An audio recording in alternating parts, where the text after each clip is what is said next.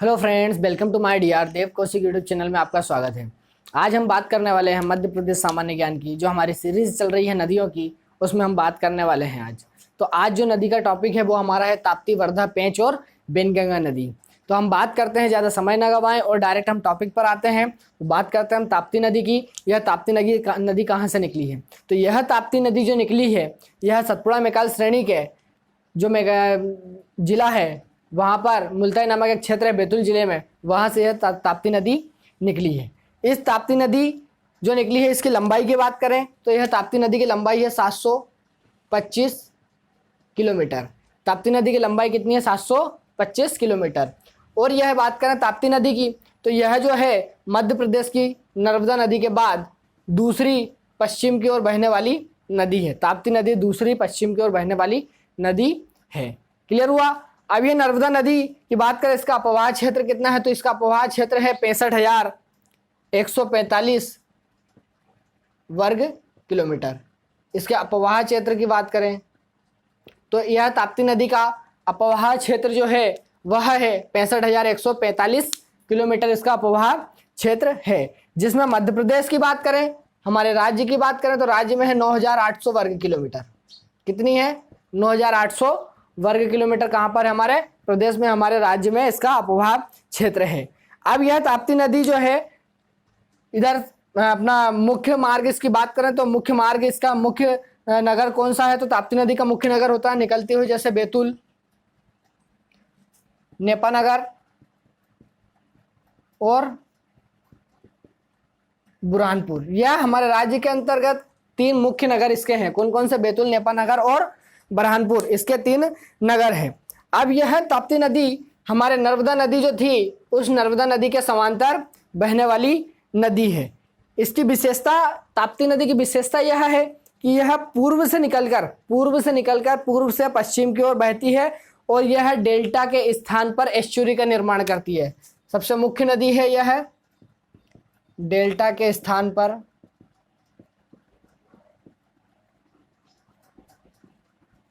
Estuary का निर्माण करती है। यह ताप्ती नदी डेल्टा के स्थान पर एस्चुरी का निर्माण करती है। अब बात करें इसकी सहायक नदियां की, तो इसकी सहायक नदियां कौन कौन सी है? ताप्ती नदी की सहायक नदियां, ताप्ती नदी की सहायक नदियां हैं कौन कौन सी?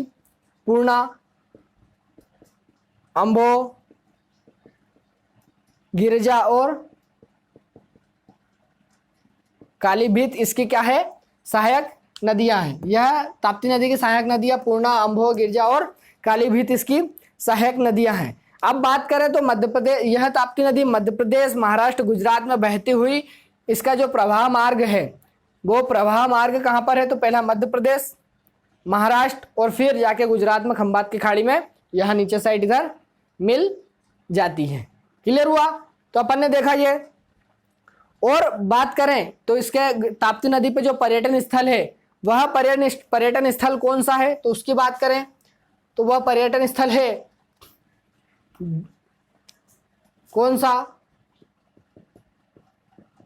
मुक्तागिरी बैतूल में है और यहीं पर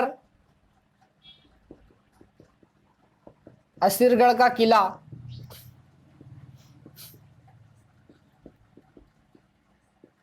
बुरहानपुर में है, जो कि बहुत ही फेमस है। तो बात करें ताप्ती नदी की, ताप्ती नदी पे जो पर्यटन स्थल है वो मुक्तागिरी बैतूल है। और मुक्तागिरी कहाँ पर है? तो बैतूल में क्वेश्चन आता है कि मुक्तागिरी कहाँ पर है? बैतूल में। असरगढ़ का किला कहाँ पर है? तो कहाँ पर है?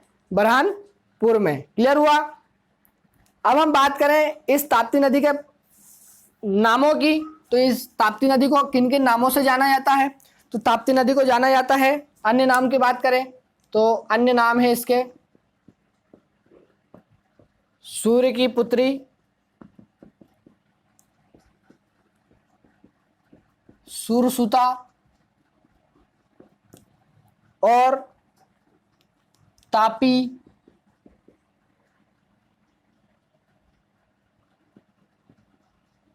प्योष्णी। जैसे बात करें, इसको बोलते हैं गर्म जल की नदी, गर्म जल वाली नदी। क्लियर हुआ? तो इस प्रकार से जो है इस अन्य नामों से सूर्यपुत्री, सुरसुता, ताप्ती और प्योष्णी नाम से इस ताप्ती नदी को जाना जाता है। और यह ताप्ती नदी के तट पर गुजरात में एक रज्जु सेतु और गुजरात में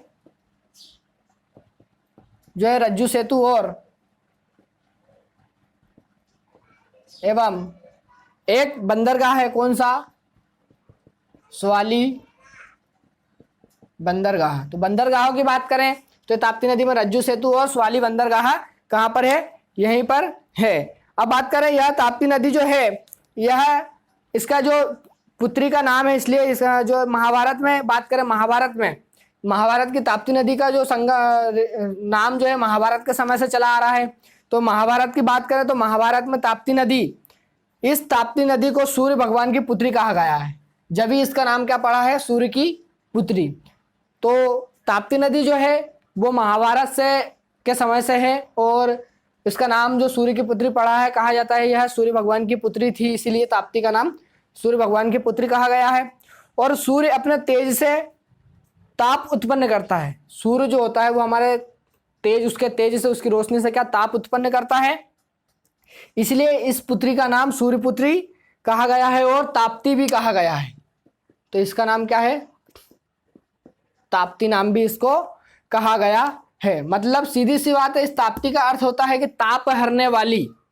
इसका अर्थ होता है ताप हरने वाली, को जैसे कहा जाता है विष्णु पुराण में, ताप हरने वाली को कहा जाता है विष्णु पुराण में, कहा जाता है सहस भादो भवदा। क्या कहा जाता है? सहस भादो भदवा।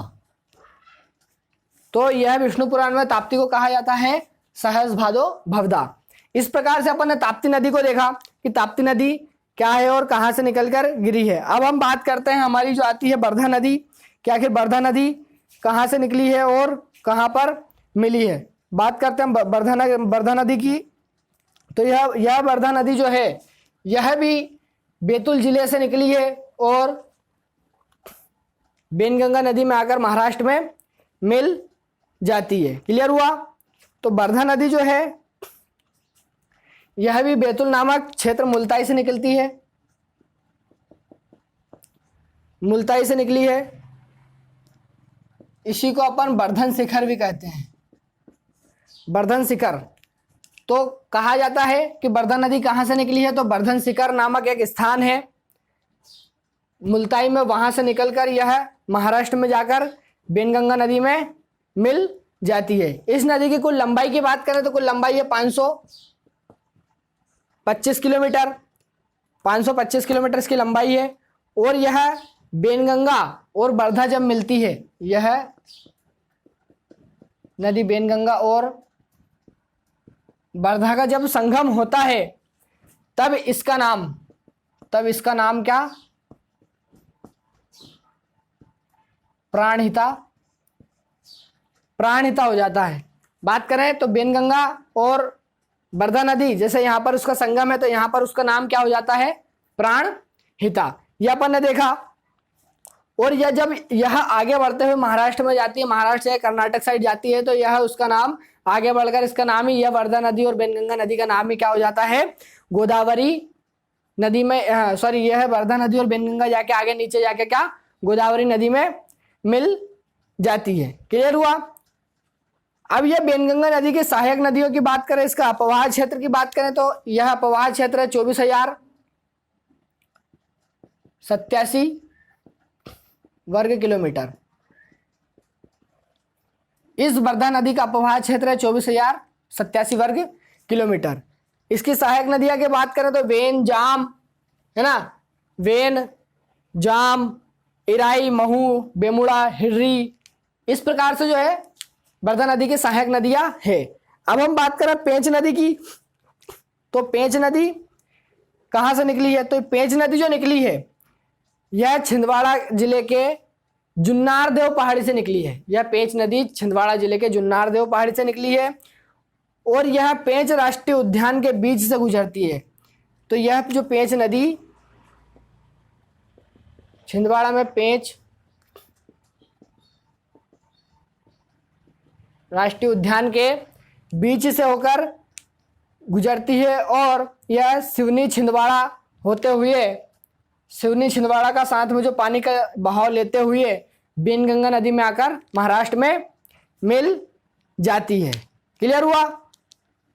और यह नदी मध्य प्रदेश से होते हुए मध्य से गुजरात और महाराष्ट्र में आकर उधर निकल जाती है। क्लियर हुआ। इसी पेंच नदी में कानन, गुलबेहरा तथा बावनथड़ी आदि प्रमुख इसकी सहायक नदियां मानी जाती है।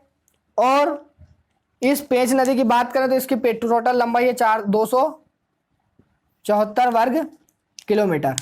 क्लियर हुआ। यह अपन ने पेंच नदी के बारे में देखा। अब हम बात करते हैं बेनगंगा नदी। तो यह बेनगंगा नदी सिवनी के पारसवाड़ा पठार से निकली है। यह बेनगंगा नदी सिवनी के पारसवाड़ा पठार से निकली है और यह नदी राजोलताल से निकलती है। मतलब बताया जाता है कि मुंडारा गांव के निकट एक राजोलताल स्थान है। सिवनी जिले में मुंडारा जिला जो है, मुंडारा क्षेत्र, वहां पर एक राजोलताल नामक क्षेत्र है, वहां से यह निकलती है और यह सिवनी बालाघाट जिलों से बहते हुए महाराष्ट्र के भंडारा जिले में मिल जाती है। कौन से जिले में? महाराष्ट्र के भंडारा जिले में मिल जाती है। क्लियर हुआ। तो मैंने अभी बताया कि यह बेनगंगा नदी में आकर वर्धा जो आके मिलती है, जब उसे क्या प्राणहिता के नाम से भी जाना जाता है। क्लियर हुआ। अब बात करें तो इसी में बेनगंगा नदी पर सिवनी जो छपारा क्षेत्र है वहां पर 1972 में क्या हुआ तो यहां पर एक 1972 में निर्मित भीमगढ़ बांध बनाया है, जो संजय सरोवर बांध कहलाता है, जो एशिया का सबसे बड़ा मिट्टी का बांध है। तो एशिया, यह जो बांध है वो हो एशिया का सबसे बड़ा मिट्टी का बांध है। तो इस प्रकार से अपन ने देखा वर्धा नदी, पेंच नदी, बेनगंगा नदी और ताप्ती नदी के बारे में अपन ने देखा। इसी के साथ एक और देख लेते हैं कान्हन नदी। तो कान्हन नदी जो निकली है पचमढ़ी क्षेत्र के दमुआ से निकलकर नागपुर में बेनगंगा में मिल जाती है। उसकी लंबाई जो होती है 275 किलोमीटर उसकी लंबाई भी है ना। माही नदी की बात करें इसी के साथ, तो माही नदी जो है वो कहाँ पर है तो माही नदी धार से निकलकर माही की बात कर लेते हैं। माही नदी धार जिले से निकलती है और इसे कंठाल की गंगा भी कहते हैं। यह माही नदी धार से निकलती है, इसे कंठाल की गंगा कहते हैं। इसके अवसान क्षेत्र की बात करें तो यह खंबात की खाड़ी में जाके मिल जाती है।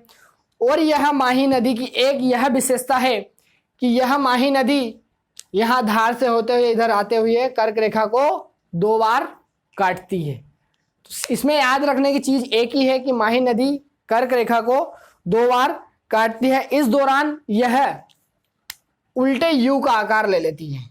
ये जैसे ये मैंने बताया उल्टे यू आकार का यह ले लेती है। तो क्वेश्चन आता है कि वह कौन सी नदी है जो अपने बहाव क्षेत्र में उल्टे यू आकार से निकलकर जाती है, तो वह होगी हमारी कौन सी? माही नदी। क्लियर हुआ। ये अपन ने माही नदी के बाद बात करी।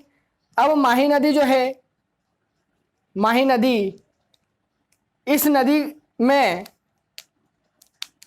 कुल बेसिन की बात करें तो कुल बेसिन है इसका 38,999 किलोमीटर।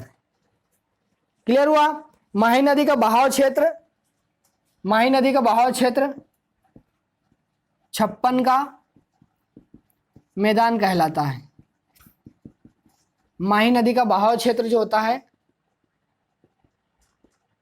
माही नदी का बहाव क्षेत्र 56 का मैदान कहा जाता है। इस माही नदी को क्या 56 के मैदान के नाम से जाना जाता है। क्लियर हुआ। अब बात करें धसान नदी की।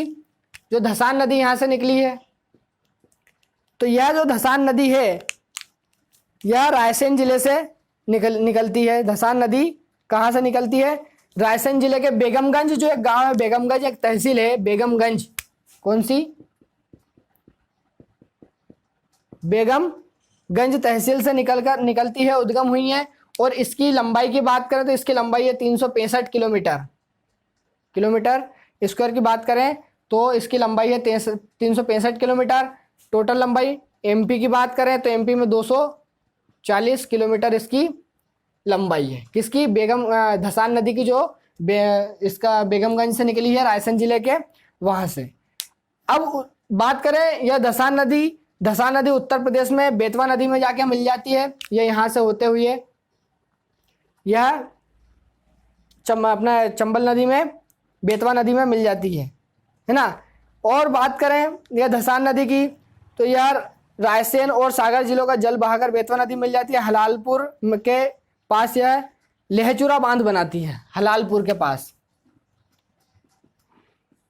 हलालपुर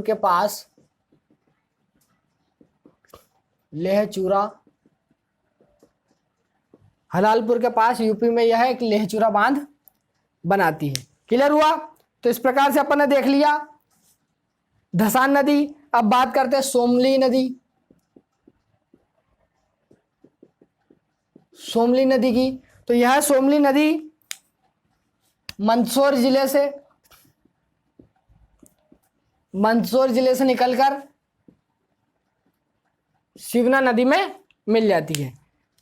यह अपन ने साथ में देख लिया, सोमली नदी मंदसौर जिले से निकलकर शिवना नदी में मिल जाती है। क्लियर हुआ। इस प्रकार से अपन ने देखा ताप्ती, बेनगंगा, पेंच और साथ में 2-3 नदियों के बारे में और अपन ने देख चुके हैं। अब आगे की कुछ नदियां, अन्य नदियां बची हैं जो सिर्फ अपने को फैक्ट वाइज याद रखना है। तो अगले चैप्टर में, मैं अगली क्लास में वो सारी नदियों को करवाने वाला हूँ। तो आप लोग इसी प्रकार देखते रहिए चैनल को और हमारे वीडियो को। और वीडियो यदि आप लोगों को अच्छा लगता है तो प्लीज़ आप लोग इसे लाइक, शेयर और सब्सक्राइब जरूर करें। धन्यवाद। Well done.